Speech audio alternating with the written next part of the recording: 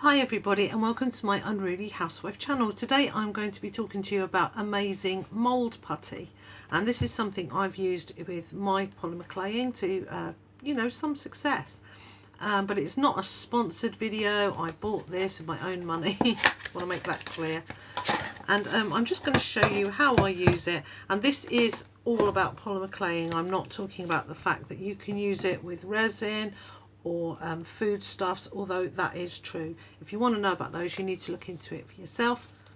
This is polymer clay based. Okay, so you get the box, you get the leaflet, and you get part A and part B of your Amazing Mold Putty. So that's how we start out.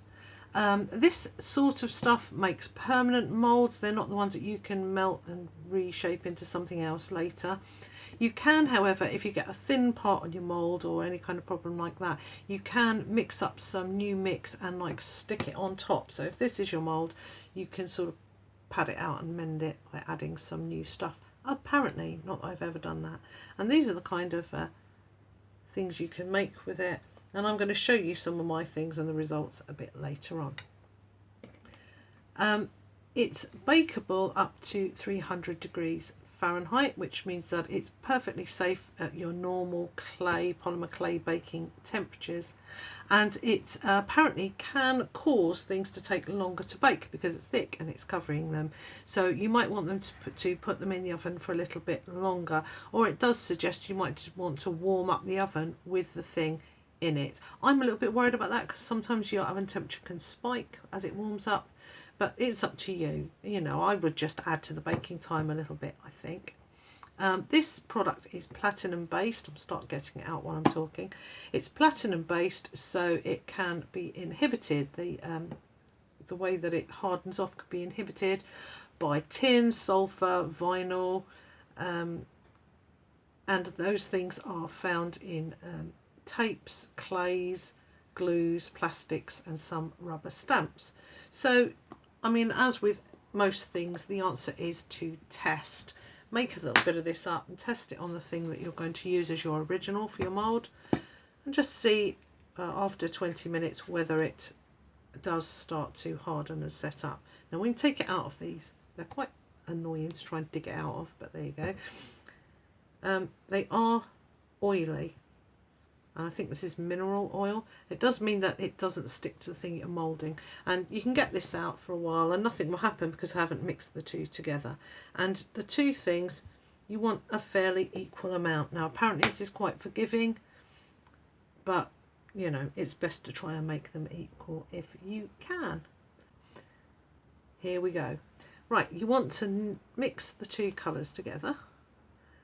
And you're not looking for marbling here, you're looking for some very smooth pale yellow colour. You want them to be completely mixed. Sorry about my hand, that's what happens when you work with feral cats. I got scratched yesterday by Biscuit, who looks as if she might move into our house, but yesterday had other ideas about being shut in the kitchen. So I'm mixing this together and I'm looking for that nice smooth colour, and I've got about a minute to do it, so I think I've probably spent enough time. I'm now rolling it into a ball, and the idea is to eliminate these kind of creases that you might be able to see here, and you've got about 15 seconds to get that right apparently. If you want to make a mould of something three-dimensional, like we've got here Shakespeare's face that I'll show you later, it's best to sort of start on one side and roll across, apparently, as you go, sort of rolling it across, pressing it on. Don't spludge it straight onto Shakespeare's old mush. But what I want to do today is to use this little piece of flexible, I think it's some kind of underlay, to make a texture sheet. That's something I haven't mentioned yet, but you can actually put your putty through your pasta machine and use it to make a little texture stamp or texture sheet. So I'm going to put that on there now. I'll put it on through on the thickest setting, and I'm just going to press that down there. And probably should have got a rolling pin or something to help it be a little bit flatter, but that'll be fine. and I'm hoping that that's going to make a lovely texture sheet for us to come back to and look at. I'll see if I can. Normally I wouldn't do this, but yeah, look, it's looking pretty good. So I'm going to leave that on there and come back to it in 20 minutes.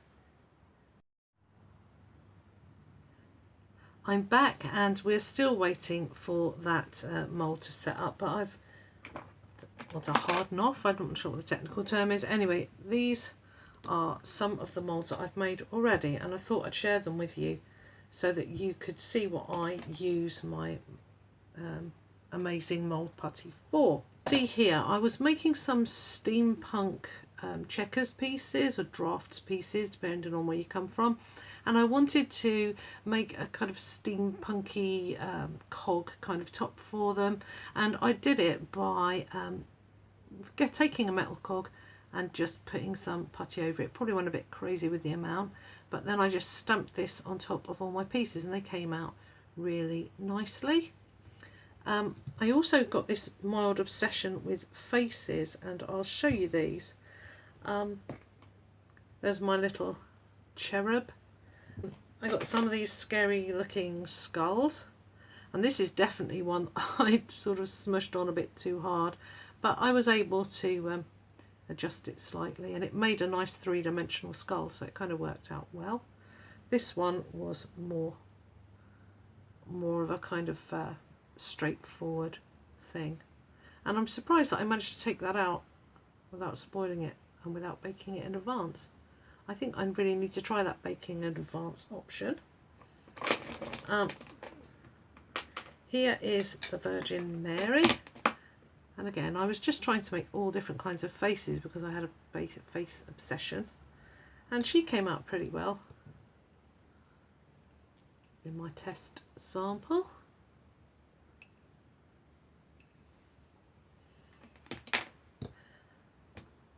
Unlike Shakespeare. Now with Shakespeare I definitely smushed his face full on, and there's just something about it that didn't work at all. It's a bit oily from that demo I gave you. There was just something about him that didn't work at all. So this was the mould that I made of his face. You can see there, sorry. And I'm afraid when you look at that his nose is very flattened, and I know his own mother wouldn't recognise him there. It's like Shakespeare's evil twin. So you do need to practice. There is an art to it, and I'm notoriously heavy-handed, so that could still be useful, but it's not very useful as being Shakespeare, not that kind of Shakespeare. Anyway, let's do one. Let's do the cherub. You probably want to make your clay a lot softer than this. Let's see if we can get the cherub's face out of it.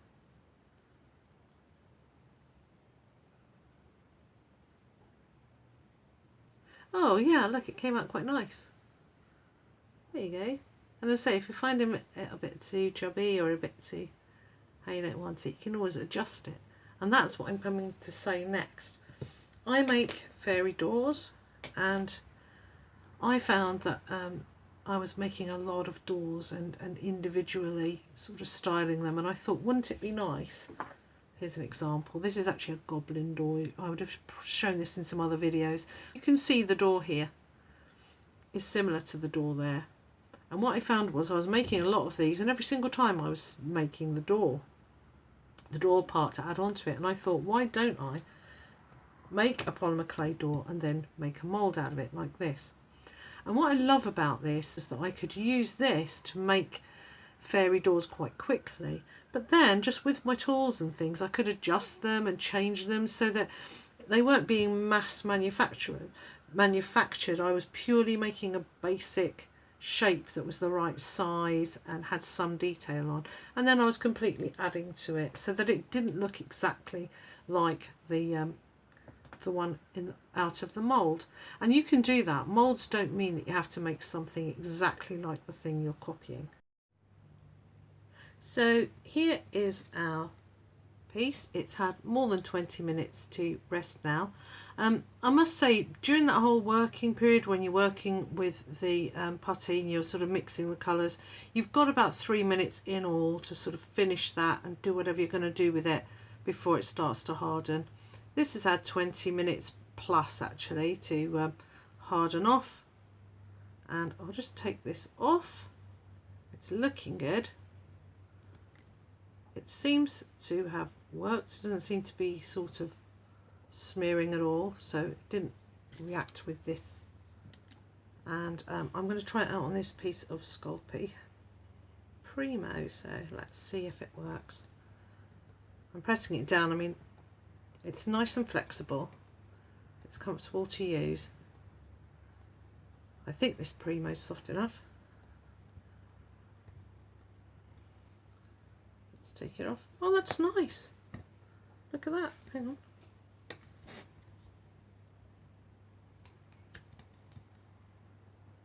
It's made a really nice pattern.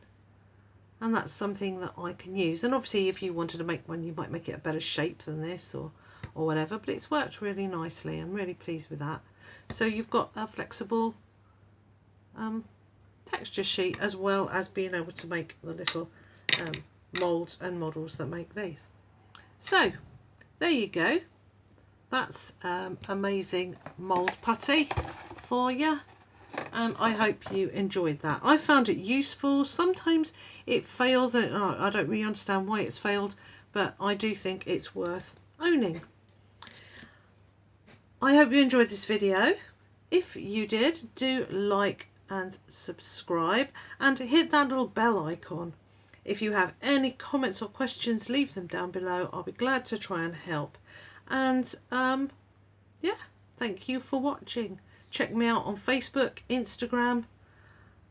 I need to go now. I need to lie down. These things are not easy to film, you know. Thank you for watching. I love you all. Bye-bye.